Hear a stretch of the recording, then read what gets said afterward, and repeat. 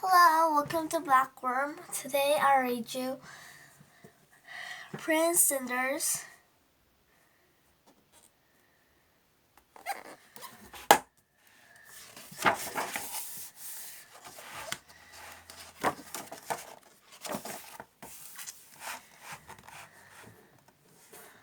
Prince Cinder was not much of a prince. He was a small, spotty, scruffy and skinny. He had three big, hairy brothers who were always teasing him about his looks. They spent their time going to the palace disco with the princess girlfriends. They made poor Prince Cinders stay behind and clean up after them. When his work had done, he would sit by the fire and wish he was big and hairy like his brothers. One Saturday night, when he was washing the stocks, a dirty fairy fell down the chimney. "All your wishes shall be granted," cried the fairy. "Ziz, ziz, boom, tick, tock, ta. This empty shall be a car. Beef, bang, boom, bow, bow. And the disco you shall go. Toe of rat and eye of newt. Your rag will turn into a suit." "Crumbs," thought the fairy. "I didn't mean swimsuit. Your greatest wish I'll grant you. You shall be big and hairy too." Prince Cinders got big and hairy all right. "Rats," said the fairy. "Wrong again, but I'm sure it all wears off at midnight." Prince Cinders didn't know he was a big hairy monkey because that's the kind of spell it was. He thought he looked pretty good, so off he went to the disco. The car was too small to drive, but he made the best of it. But when he arrived at the royal rave-up, he was too big to fit through the door. He decided to take the bus home. A pretty princess was waiting at the stop. "When's the next bus?" he grunted. Luckily, midnight struck and Prince Cinders changed back into himself. The princess thought he had saved by her frightening away the big hairy monkey. "Wait!" she shouted, but Prince Cinder was too shy. He even lost his trousers in the rush. The princess was none other than the rich and beautiful Princess Lovely Penny. She put out a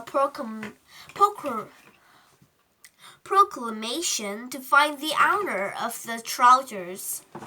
The Princess Lovely Penny decrees that she will marry whoever first the trousers lost by the prince who saved her from being eaten by a big hairy monkey. Feeding seasons begin today. P.R. Every prince for miles around tried to force the trousers on, but they wiggled about and refused to fit any of them. Of course, Prince Cinder's brothers all fought to get into the trousers at once. "Let him try," commanded the princess, pointing at Cinders. "They won't fit that little squirt," sneered his brothers. But they did. Princess Lovely Penny proposed immediately. So Prince Cinders married Princess Lovely Penny and lived in luxury happily ever after. The Princess Lovely Penny had a word with the fairy about his big hairy brothers.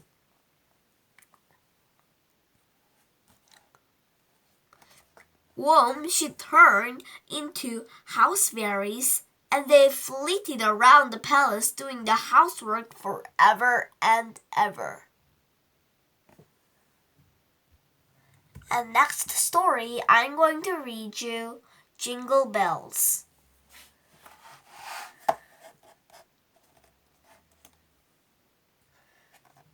Christmas time, a happy time, or so it should be. Why then, On this Christmas Eve, the two small mice look so unhappy.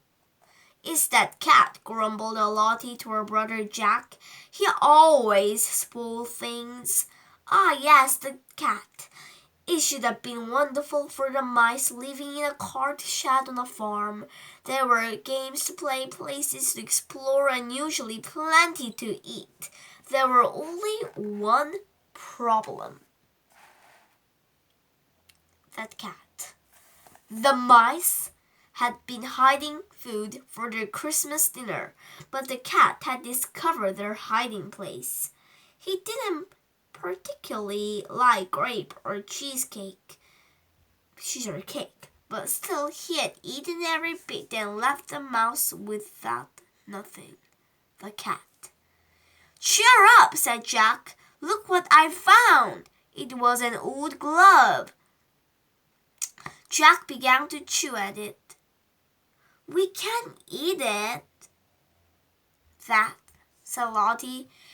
Jack went on chewing. Soon he had got gnawed off two of the glove's fingers. There, he said, Christmas stocking.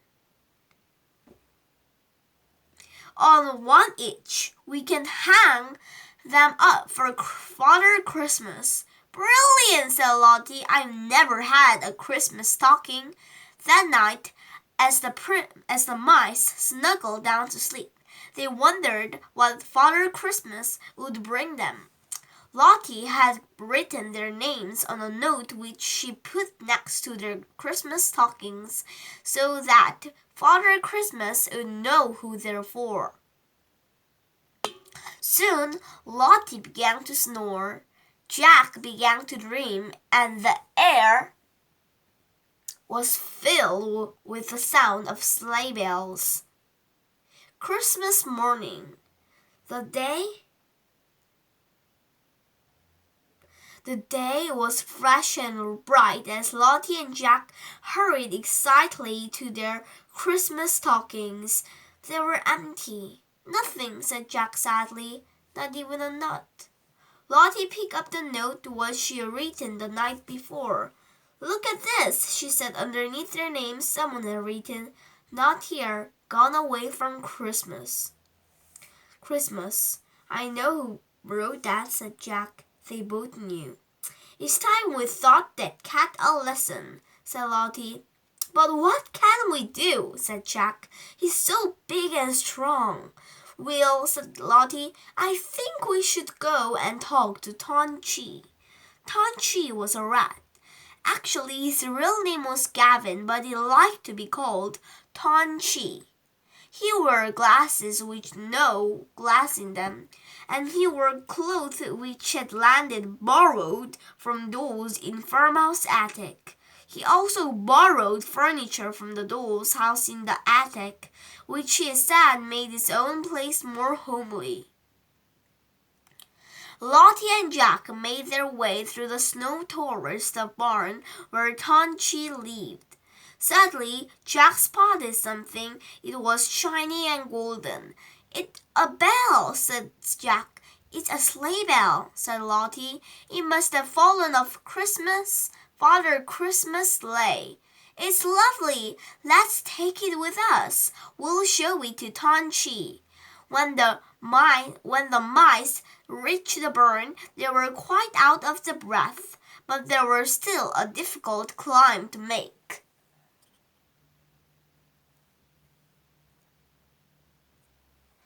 At last, puffing and panting, they came to a little door at the top of the barn.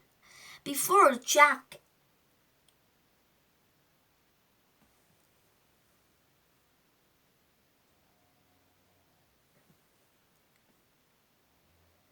could knock, the door opened. Good morning and very Merry Christmas to you, said the rat. The mice smiled and replied nervously.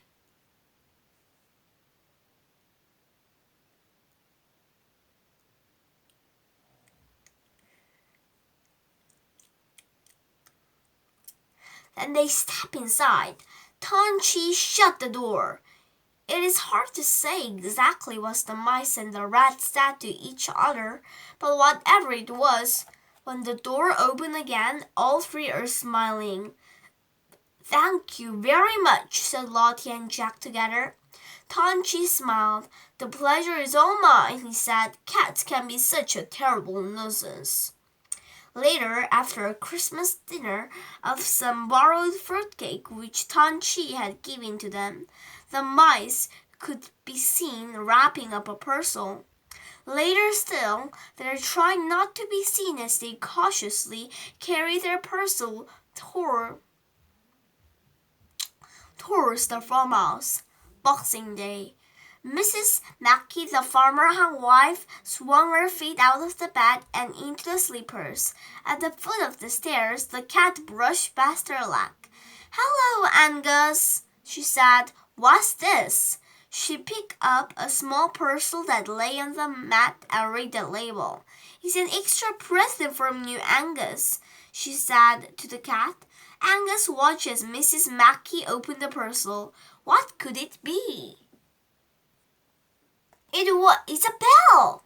"A little bell," said Mrs. Mackey, "on a pretty red ribbon."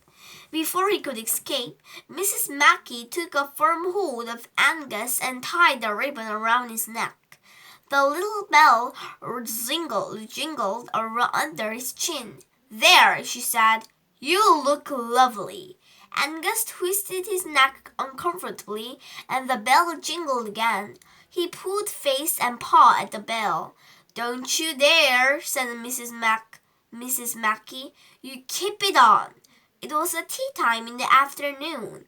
Lottie and Jack were having a great fun in the snow. Suddenly they stopped and listened. They could hear the jingling of a little bell. "Quick, someone is coming," whispered Lottie. The mice ran to hide in the cart shed. As they peered out, they saw a very cross-looking Angus go stalking past. He looked from side to side and shook his head. The little bell jingled merrily. "Humph," grunted Angus, and he stomped off, jingling as he went. The mice burst into a fit of giggles, and Lottie began to sing, jingle bells, jingle all the way. Now Angus can sneak up on us when we go out to play." They laughed and laughed. "It may not have been a very Merry Christmas," said Jack, "but it does look like a being a Happy New Year." And this time I'm going to read you If You Give a Pig a Pancake.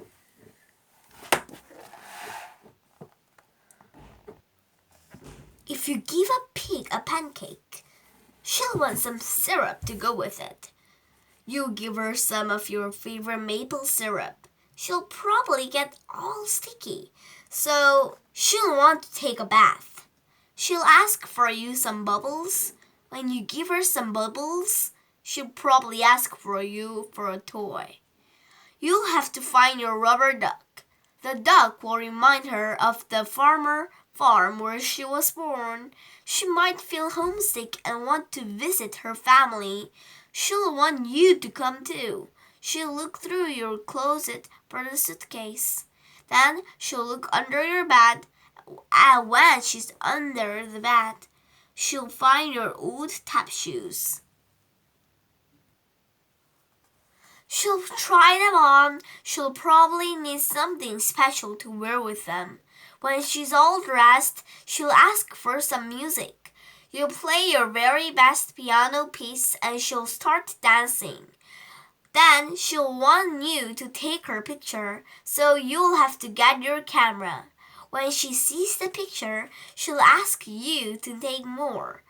Then she'll want to send one to each of her friends. She'll have to give some envelopes and stamps and take her to the mailbox. On the way, she'll see the trees in your backyard. She'll want to build a treehouse, so you'll have to get her some wood, a hammer, and some nails. When the treehouse is finished, she'll want to decorate it. She'll ask for wallpaper and glue. When she hangs the wallpaper, she'll get sticky. Feeling sticky will remind her of your favorite maple syrup. She'll probably ask you for some. And chances are, if you ask you for some syrup, she'll want a pancake to go with it. And this time I'm going to read you If You Give a Mouse a Cookie. I like cookie. Do you like cookie? I loved cookie. If you give a mouse a cookie, he's going to ask for a glass of milk. When you give him the milk, he'll probably ask you for some straw. When he's finished, he'll ask you for a napkin. Then he'll want to look in your mirror to make sure he doesn't have a milk mustache. When you look into the mirror, he notices his hair need a trim. So she'll probably ask for the pair of nail scissors. When he's finished giving himself a trim, he'll want to broom to sweep up. He'll start sweeping. He might get carried away and sweep every room into the house. He even made a washing the floor as well. When he's done, he'll probably want to take a nap. You'll have to fix up a little box for him with a blanket and a pillow. He'll crawl in, make himself comfortable, and fluff the pillow a few times. He'll probably ask you to read him a story. So you'll read to him from one of your books, and he will ask to see the pictures. When he's look at the pictures, he'll get so excited he'll want to draw one of his own. He'll ask for paper and crayons. He'll draw a sum. When the picture is finished, he'll want to sign his name with a pen. Then he'll ask to hang his picture on your refrigerator, which means he'll need Scotch tape. He'll hang up his drawing and stand back to look at it. Looking at the refrigerator will remind him that he's thirsty. So he'll ask you for a glass of milk. And chances are, if you ask for a glass of milk, he's going to want a cookie to go with it. And those are great stories. And subscribe my channel and like my YouTube. Bye. See you again.